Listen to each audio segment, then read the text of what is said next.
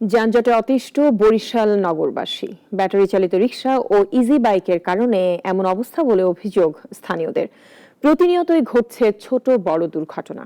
আনিসুর রহমানের ছবিতে তন্ময় তপুর রিপোর্ট, জানাচ্ছেন সিরাজুমণি শুভ।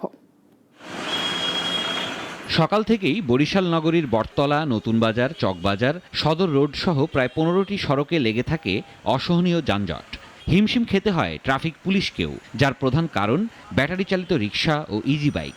এছাড়াও সরু সড়ক ও সড়ক দখল করে ব্যবসা বাণিজ্য এবং স্ট্যান্ড গড়ে ওঠায় সমস্যা আরও বেড়েছে।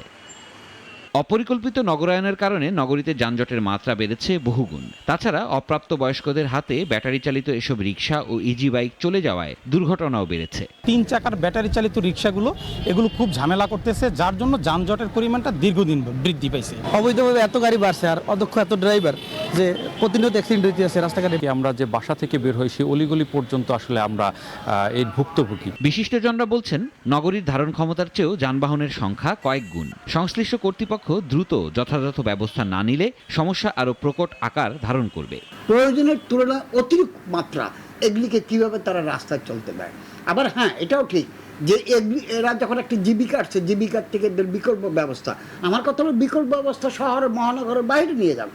পুলিশ বলছে, সময় সুযোগ মতো অটোরিকশাগুলোর বিরুদ্ধে অভিযান চালাচ্ছেন তারা। যেসব রোডে আগে থেকে চলতেছে এইগুলাতে আমরা প্রতিনিয়ত আটক করি।